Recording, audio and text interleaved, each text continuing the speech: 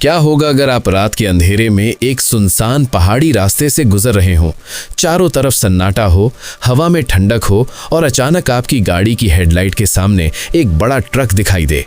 Engine चालू, headlight जल रही हो, लेकिन ड्राइवर कहीं भी नजर ना आए। पहले आपको लगेगा कि शायद ड्राइवर नीचे उतरा होगा, लेकिन जैसे जैसे आप उस ट्रक के करीब जाते हैं, आपको कुछ अजीब महसूस होने लगता है, जैसे हवा में कोई भारीपन हो, जैसे वहां कुछ ठीक नहीं है। आप अपनी गाड़ी रोकते हैं, धीरे धीरे नीचे उतरते हैं और उस ट्रक की तरफ बढ़ते हैं। हर कदम के साथ आपके दिल की धड़कन तेज होती जाती है। आप ट्रक के दरवाजे तक पहुंचते हैं और धीरे से उसे खोलते हैं। अंदर अंधेरा, सीट खाली, स्टीयरिंग ठंडा, डैशबोर्ड पर आधी जली सिगरेट और नीचे एक खाली बोतल। आपका दिमाग सवालों से भर जाता है। ड्राइवर कहाँ गया? ट्रक क्यों चालू है? और तभी आपकी नज़र पीछे जाती है और आप देखते हैं ट्रक के पिछले हिस्से से लाल रंग का तरल बाहर आ रहा है, धीरे धीरे जमीन पर गिरता हुआ। आपका गला सूख जाता है, हाथ कांपने लगते हैं, लेकिन आप खुद को रोक नहीं पाते। आप पीछे की तरफ बढ़ते हैं। आप एक छोटे से छेद से अंदर झांकते हैं और उसी पल आपकी सांस जैसे रुक जाती है। अंदर सफेद बोरे, बहुत सारे, एक के ऊपर एक रखे हुए, और उन पर ताज़ा खून जैसे गहरे लाल धब्बे। आप पीछे हटते हैं, लड़खड़ाते हैं और आपके मुंह से सिर्फ एक शब्द निकलता है, या अल्लाह। आप तुरंत फोन निकालते हैं, पुलिस को कॉल करते हैं। आवाज़ कांप रही होती है, शब्द सही से निकल नहीं रहे होते, लेकिन आपको नहीं पता कि आपने सिर्फ एक ट्रक नहीं देखा, आपने एक ऐसे राज को छू लिया है जिसे बहुत समय से छिपाया जा रहा था। और उस राज के पीछे ऐसे लोग थे जिन पर कोई शक भी नहीं करता था। सुबह का वक्त था। बलूचिस्तान की पहाड़ियों में ठंडी हवा चल रही थी। कोहरा इतना घना था कि सामने कुछ मीटर से ज्यादा दिख नहीं रहा था। रशीद, एक साधारण ट्रक ड्राइवर, अपने काम पर जा रहा था।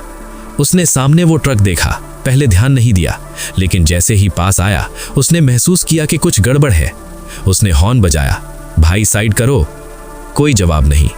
उसने दोबारा हॉर्न बजाया, फिर भी सन्नाटा। अब उसे शक हुआ। वो नीचे उतरा, धीरे धीरे आगे बढ़ा, ट्रक का दरवाजा खोला।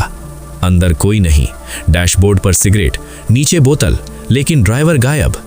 तभी उसकी नज़र पीछे गई और उसने वो लाल तरल देखा। अब तक कुछ और गाड़ियां भी रुक चुकी थीं, लोग बातें कर रहे थे, लेकिन रशीद के अंदर डर बैठ चुका था। वो ट्रक पर चढ़ा, झांका और कांप गया। उसने तुरंत पुलिस को फ़ोन किया। करीब 30 मिनट बाद पुलिस पहुंची। पूरे इलाके को घेर लिया गया, किसी को पास नहीं आने दिया गया।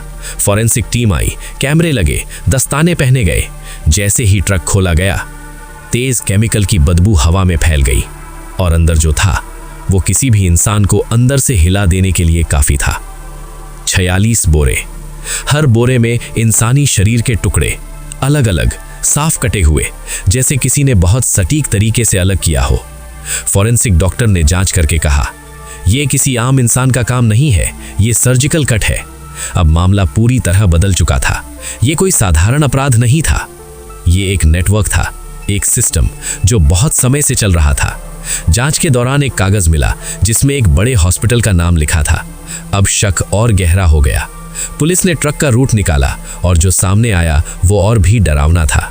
ट्रक सीधे पोर्ट की तरफ जा रहा था, मतलब ये सब देश से बाहर भेजा जा रहा था। अब एक टीम शहर भेजी गई उस हॉस्पिटल की जांच के लिए। बाहर से सब कुछ सामान्य दिख रहा था, मरीज, स्टाफ, रिसेप्शन, सब ठीक। लेकिन असली सच्चाई नीचे छिपी थी, बेसमेंट में, जहां आम लोगों का जाना मना था, वहीं असली काम हो रहा था। रात के समय पुलिस ने पोर्ट पर ऑपरेशन प्लान किया, सब कुछ चुपचाप, बिना किसी शोर के। और फिर एक और वैसा ही ट्रक वहां पहुंचा। पुलिस पहले से तैयार थी। कंटेनर खोला गया और अंदर मानव अंग पैक करके रखे गए थे। अब सब साफ हो चुका था। तभी वहां एक काली कार आई और उसमें से उतरा इस पूरे नेटवर्क का असली मालिक, एक ऐसा इंसान जिसे समाज में सम्मान मिलता था, जिस पर कोई शक नहीं करता था, लेकिन असल में वो इंसानों का सौदा कर रहा था। पुलिस ने उसे चारों तरफ से घेर लिया। वो भागने की कोशिश करता है, लेकिन कहीं नहीं जा पाता। कुछ ही सेकंड्स में सब खत्म हो जाता है। अगली सुबह अखबारों में खबर छपती है, मानव अंगों की तस्करी करने वाला बड़ा गिरोह पकड़ा गया। जांच में सामने आता है ये अंग गरीब और लापता लोगों के थे। कुछ से किडनी निकाली गई, कुछ से लिवर, कुछ से फेफड़े और बाकी शरीर को टुकड़ों में काटकर भेजा जा रहा था।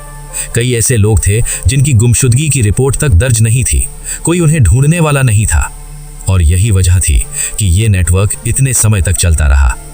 सोचिए, जब वो लोग जिन पर हम अपनी जान का भरोसा करते हैं वही हमें टुकड़ों में बेचने लगे तो इंसानियत किस हद तक गिर सकती है।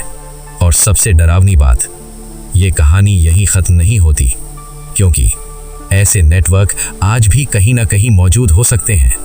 बस फर्क इतना है कि हर बार कोई रशीद नहीं होता जो सच को देख सके। अगर आपको ये कहानी सच में हिला देने वाली लगी हो तो वीडियो को लाइक करें और ऐसे ही सच्चे और खतरनाक खुलासों के लिए चैनल को सब्सक्राइब जरूर करें।